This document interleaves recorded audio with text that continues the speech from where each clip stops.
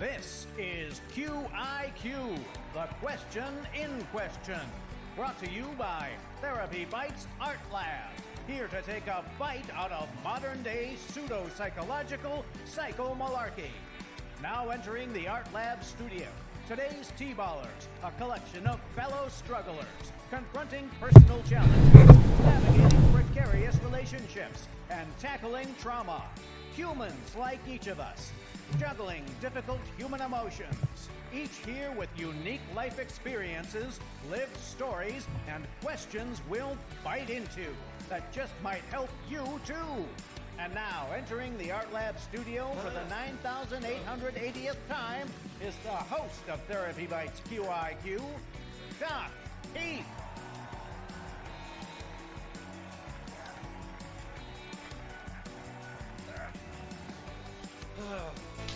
Hey T-Ballers, welcome to, I'm always making sure I have my mic off. You know, there's a button on the mic and it's really great to be able to push it before I cough or sneeze. Don't you think that's just rude, coughing or sneezing into a mic or into your cell phone?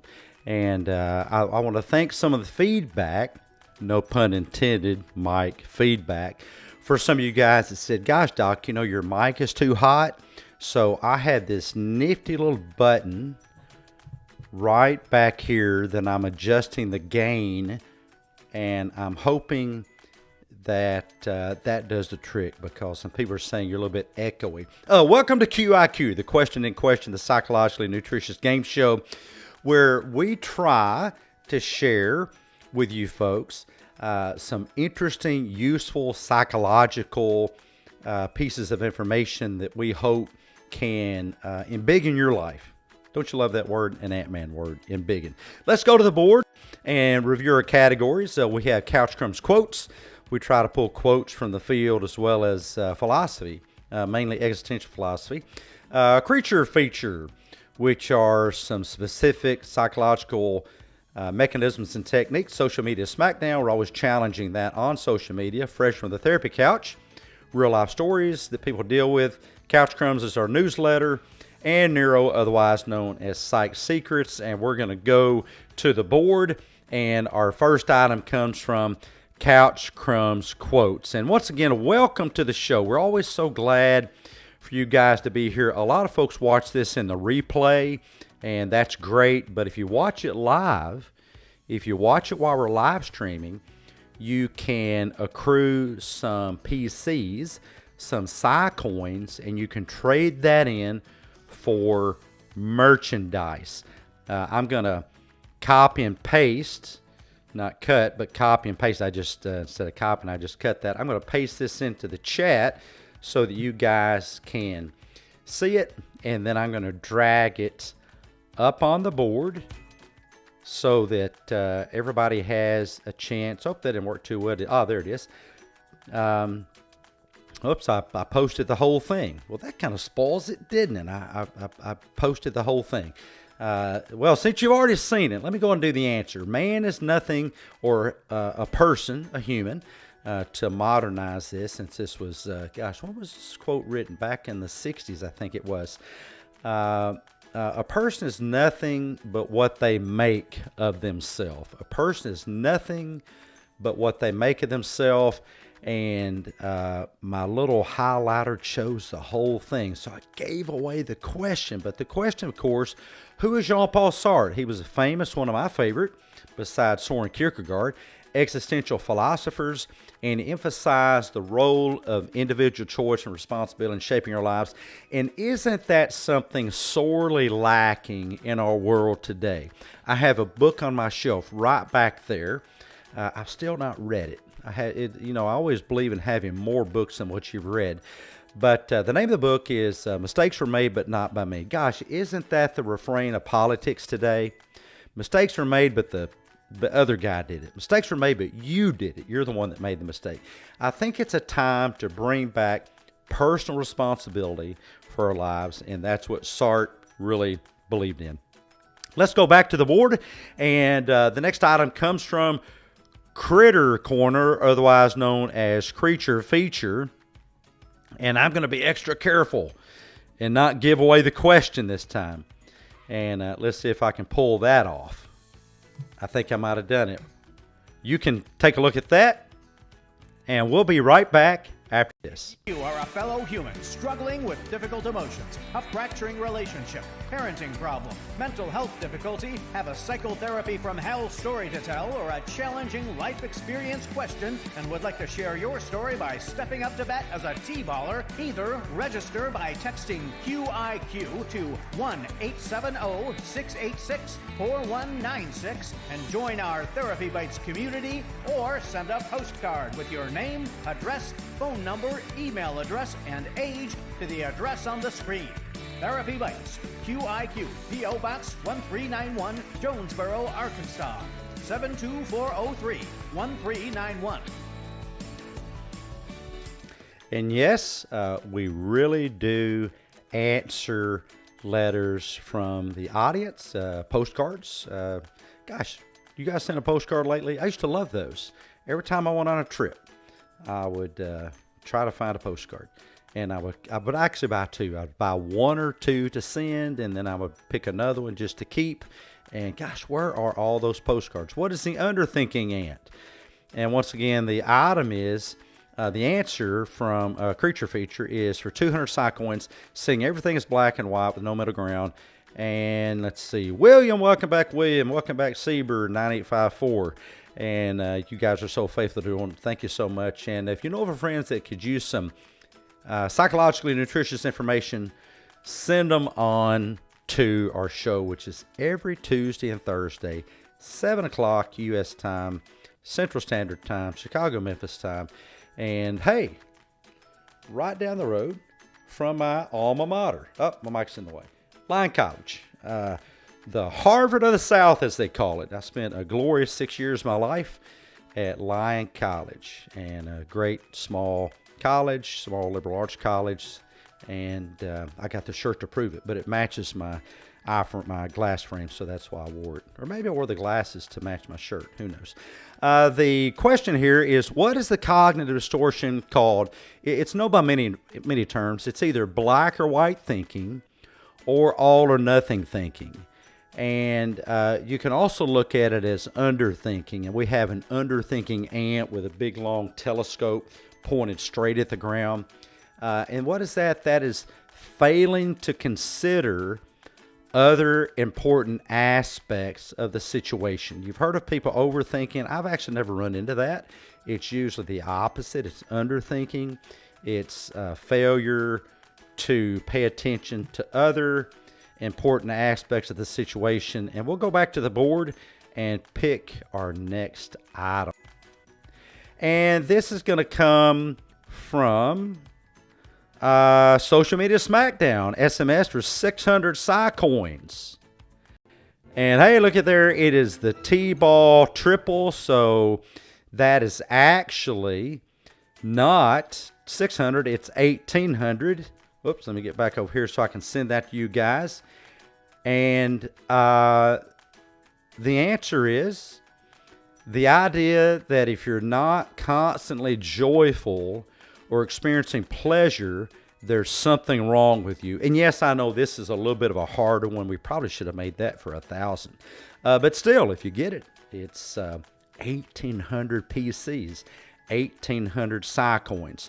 So take a look at that, and we'll be right back.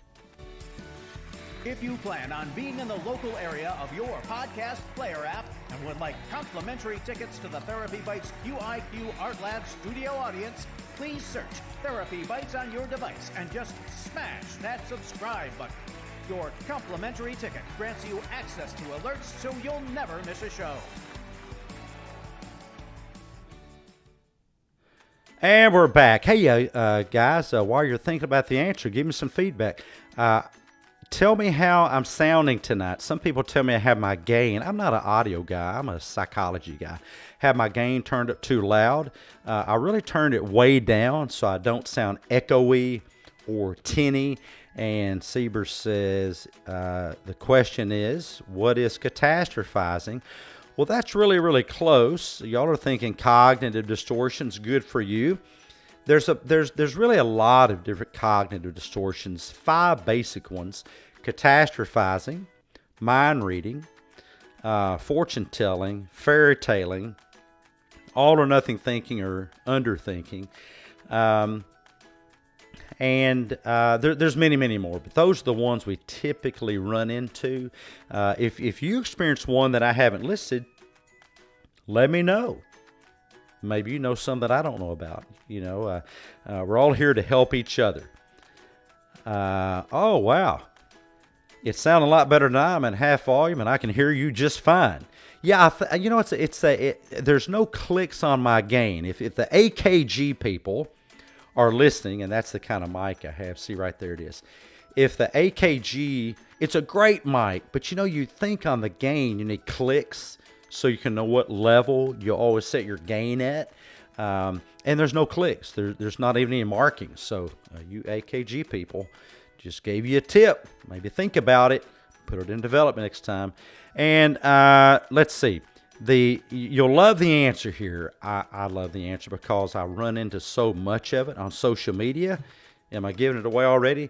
The question is, what is woo-woo psychology? If I saw a news feed on my Alexa device this morning about how to stay safe and be very careful to vet the psychology that you see on social media, and that's even the stuff that we do. If you want to know my credentials, ask me. I'll be glad to tell you what my credentials are. I don't take up your time doing that, but yeah, send me a DM or follow me on Twitter. I'm on Twitter throughout the day. At therapy_bites, at therapy_bites.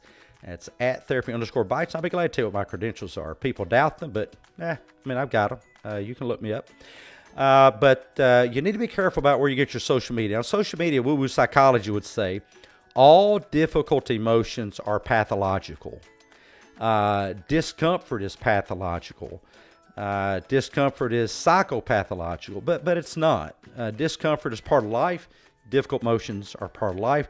The idea that if you're not constantly joyful or experiencing pleasure, there's something wrong with you is something that you run into on social media. And that is just a very, very distorted, sabotaging way of thinking. Let's go back to the board and grab the next item. And this is going to come from, Nero. Oh, I'm sorry. My bad. Fresh from the therapy couch. I'm getting ahead of myself. Fresh from the therapy couch. I only have 2 more to go. And let me put this up there as I rattle on and on. My mother-in-law used to say I had the gift of gab. I think she might have had a point. And we'll go with a timer here. And I will drag this over. From Fresh from the Therapy Couch, experiencing distorted thoughts leading to being extremely scared about social situations you think might be where you might be judged. What might that be? There's 42 and counting seconds on the clock. This is something early on as a young man I went through. I still go through it every now and then. And then what do? I restructure my thinking. I look at the situation. I decide, gosh, where's the danger? Is there no danger here? I don't run away. I don't leave. I don't avoid. Quick tip, avoid avoiding. The more you avoid, the more you're going to create of the emotion you're trying to avoid. And the more you avoid situations, the more you make those difficult emotions even more difficult, and they'll chase you. And we don't have anybody with a proper response just yet. What is catastrophizing? Actually, the answer is, what is social anxiety disorder? I don't really like to call things disorders, but it is a thought-based disorder. And it's common, but it's not discussed a whole lot. But you don't have fear because of the situation. You have fear or anxiety because of what you tell yourself about the situation. How empowering is that? That you don't have to let a situation have power over you. That since you have power over your thoughts, that gives you power over the situation. Let's go back to the board and we'll pick another. This is going to come, of course, for 600 Psy coins, Psych Secrets. And some of you guys, gosh, you might get this right off the bat. I'll pop it up. We'll take a break, give you some time to think about it. I'll put it up on the board, but I'll do that right after this. Premier accommodations for our T-Ball contributors provided electronically by the luxurious Art Lab Studio, overlooking the steaming cesspool of pseudo-psychological social media psychomalarkey and located in cyberspace on your favorite podcast hosting platform, where we invite you to the most psychomalogically thrilling podcast in town, while you feast on our award-winning psychologically nutritious buffet of TherapyBites cuisine, conscientiously cooked up by your hard-working T-Ball team chefs. And we are back. The part of the brain that helps you decide whether to fight, flee, or freeze when danger's near. It doesn't make the decision for you. It's just a little red light on the dashboard of your awareness. And you can think of it that way. Fear, anxiety, even panic, they can't help you decide what to do. Your frontal lobe needs to do that. And you can engage that by asking your own brain a question. Where's the danger? How much is it? And what can I do about it? What is the answer is the part of your brain that helps you decide, oh, did somebody get it? Hey, I think somebody got it. Gosh, where's my fanfare button when I need it? What is the amygdala, as Barney Fife would say? The amygdala. And I kind of wonder sometimes at the Star Wars movies if Princess Amygdala, that her name comes from amygdala. I'd like to ask whoever came up with that. And George Lucas, I don't know if he came up with that, but I wonder if he came up with it based on that part of the brain. It's really a word that means almond-shaped, because that part of the brain is almond-shaped. But again, it is not a compass. The amygdala is often confused as a compass, and it can never definitively tell you if you're in danger or if there's a threat. There's another part of your brain that does that. Just because you see a road sign that says exit doesn't mean you have to take an exit. It depends on what your journey is meant to be. So the next time your amygdala activates, ask yourself, which way do I want my life to go? The more you avoid, the more you can often make matters worse. I just want to say thank you to you folks for joining us. Thank you for being part of the TherapyBites Art Lab experience. We do these every Tuesday and Thursday, 7 o'clock Central Time, Memphis, Chicago time, and we'll be back next week. Catch our podcast. It's dropping tomorrow. I think you'll love it. And give us a shout out. Let us know how you're doing. And if you have suggestions, we'd love to hear those too. Take care of yourself. We'll catch you next time.